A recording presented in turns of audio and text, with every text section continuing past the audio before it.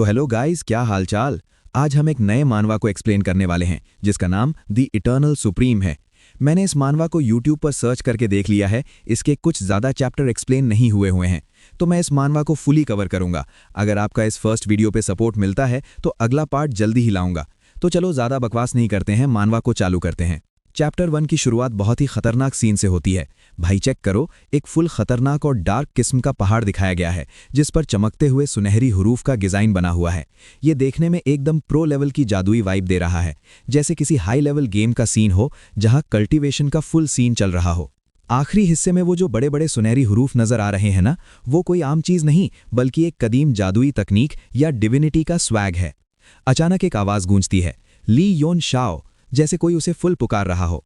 और अपना हीरो भी फुल कंफ्यूज होकर सोचता है, अबे ये मुझे कौन आवाज़ें दे रहा है। वेट, क्या मैं गो फिनांग ऑलरेडी डेड नहीं हूँ? होल्ड ऑन, ये सब क्या चल रहा है? ये किसके पास्ट की मेमोरीज हैं? एमसी इतना कहता ही अचानक से हमें चौक का सीन दिखाया जाता है जो कि उड़ते हुए एमसी को जा लगती है और टीचर गुस्से में कहती है, ली युआन शाओ। टीचर के इतना कहते ही अचानक से अपना एमसी आंखें खोलते हुए चौक को पकड़ लेता है और फिर सोचते हुए कहता है, अगर इन यादों की मानूं तो अभी तियानवू का 1033 साल है। तियानदांग के पहाड़ों में मेरी मौत को 15 साल बीत चुके हैं। पूरे 15 साल गुजर गए। इतना सोचने के बाद अपना एमसी बाहर देखते हुए कहता है, क्या ये कोई गलती है? अबे वो तो बिल्कुल मेरा ही स्टैचू लग रहा है। एमसी इतना सोच ही रहा होता है कि तभी टीचर चिल्लाते हुए कहती है, ली युआन शाओ, बड़े जिगर वाला बन रहा है तू, हद पार कर दी तूने। बट अपना एमसी टीचर को इग्नोर करते हुए अपने ही सोच में घूमी रहता है। लेकिन यहाँ इस हाल में ये बॉडी तो मेरी नहीं। क्या कुदरत ने मुझे दूसरा मौका दिया है? क्या मैं रीबॉर्न हुआ हूँ? जब टीचर देखती है कि ली युआन शाओ उसे इग्नोर कर रहा है तो वो फिर से चिल्लाते हुए कहती है, मेरे सवाल का जवाब दे। एक आर्म से मिस्टीरियस वेपन को तैयार करने के कितने तरीके होते हैं? टीचर के इतना कहने के बाद हमें टीचर का इंट्रोडक्शन करवाया जाता है। यू ल्यून सिंह, तियानशुई गो जालिन कॉलेज की लेक्चरर। एमसी टीचर को देख के अपने मन में कहता है, ओके जी, पर यार इस लड़की का फिगर और बॉडी तो नेक्स्ट लेवल है। लंबे बाल और प्रिटी चेहरा, बैटल ड्रेस के साथ तो ये बिल्कुल फोटोकॉपी लगेगी इसकी। बस यूं समझ लो कि एक और रेड लोटस मार्शल सोवरेन सामने खड़ी है।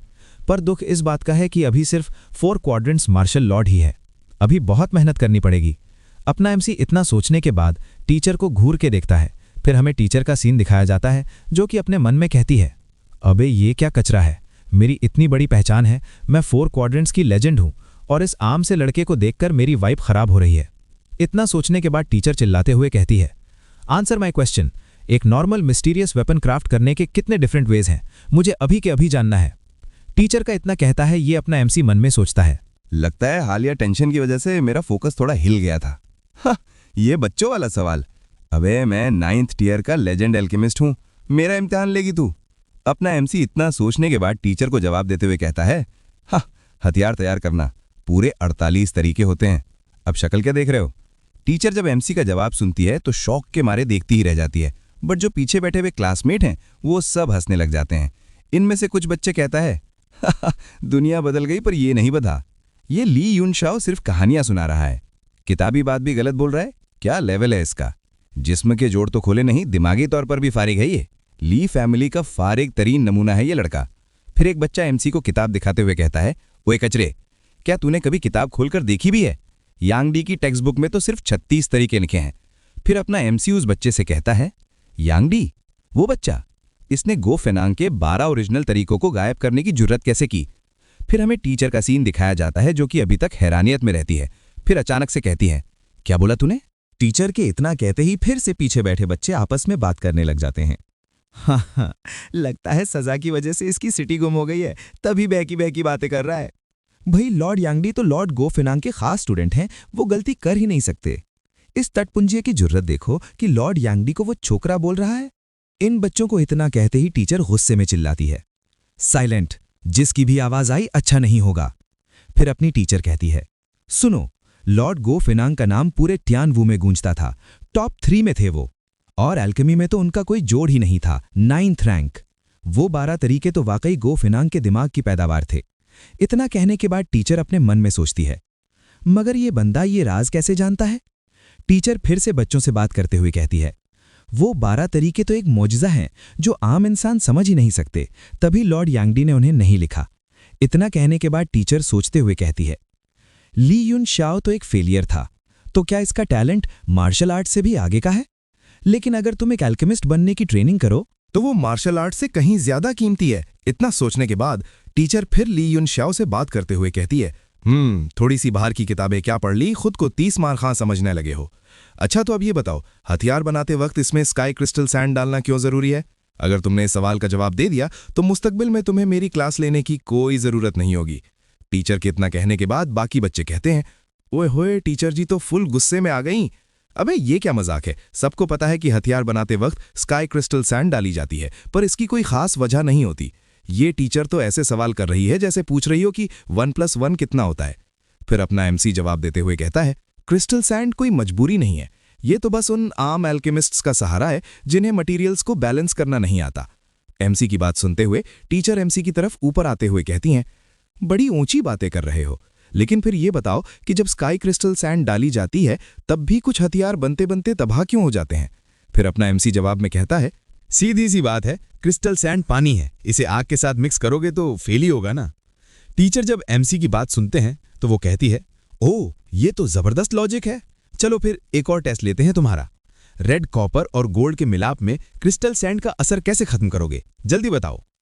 फिर अपना एमसी टीचर को जवाब देते हुए कहता है, स्काई क्रिस्टल सैंड को इम्प्योरिटी की तरह ट्रीट करो और क्वेंचिंग से इसे खत्म करो। लॉर्ड यांग डी ने क्या यही सिखाया है तुम लोगों को? फिर टीचर बोलती है, बस यही बात थी, अब समझी कि मैं बार बार फेल क्यों हो रही थी, काश ये पहले पता होता। इतना कहने के बाद टीचर एमसी को इमेजिन करते हुए सोचती है, हैरत है इतनी पेचीदा बात इसने इतने आराम से कह दी। उसकी नजरें बता रही हैं कि वो हमें कुछ समझता ही नहीं, क्या हम वाकई उसके सामने कचरा हैं? फिर टीचर क्लास से बाहर जाते हुए कहती है, सुनो ली युन शाओ, वो क्लास ना लेने वाली बात भूल जाओ, तुम्हें अगली बार भी आना है। और तुम लोग क्या तमाशा देख रहे हो, अपनी पढ़ाई पर ध्यान दो, चलो शाबाश। फिर अपना एमसी कहता है, क्या वाकई अभी टीचर लू मुझसे सवाल पूछ रही थी? आज के बाद मैं उसकी क्लास में कदम भी नहीं रखूंगा। इतना कहने के बाद एमसी भी बाहर की तरफ जाने लगता है और पीछे बैठे बच्चे आपस में बात करते हुए कहते हैं। एक मोटू लड़का कहता है, यार ये ली युन शाओ को क्या हो गया है, कल तक तो इसे अपना नाम लिखना नहीं आता था, आज उस्तादों का उस्ताद बना हुआ है। फिर दूसरा लड़का कहता है, पागल तो नहीं हो गए तुम, ये क्या कह रहे हो? क्या ये मुमकिन है कि ली युन शाओ के पास एल्केमी का ऐसा इल्म हो जो हम में से किसी के पास नहीं? इस लड़के की बात को सुनते हुए पीछे बैठा एक स्टूडेंट कहता है, देखो यार, एल्केमिस्ट बनना हर किसी के बस की बात नहीं। ये बंदा मार्शल आर्ट्स में जीरो है तो एल्केमी में हीरो कैसे बन सकता है? कोई तुक बनती है इस बात की?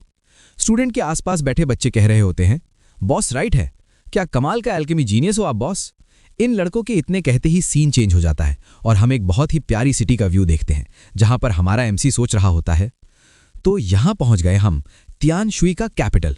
यांग डी, मेरा वो नालायक शागिर्द, यहां का खुदा बना बैठा है। ये मूर्ति उसने मेरी याद में बनवाई होगी। चलो कम से कम एहसान फरामोश तो नहीं निकला। 15 साल हो गए, मैं गू फेनांग अब ली युन शाओ बन चुका हूँ। अपनी ही कब्र से पहले अपनी मूर्ति देखना काफी अजीब एहसास है। फिर अचानक से हमें एक टावर का सीन दिखाया जाता है जहां पहुंचकर हमारा एमसी कहता है, तो ये है वो मशहूर अल्केमिस्ट टावर, वो जगह जहां आज यांग डी के नाम के सिक्के चलते हैं। 15 साल में उसने मेरा नाम खूब रोशन किया है। इतना कहने के बाद अपना एमसी सोचते हुए कहता है, बड़ा दुख हुआ ये देखकर कि ये जिस्म कितना फारिग है, एक चक्रा भी ओपन नहीं है, बिल्कुल ही कचरा केस है। पर कोई बात नहीं, पिछली जिंदगी में मैं टियान वू कॉन्टिनेंट का टॉप 3 वूडी ग्रैंड मास्टर रहा हूं।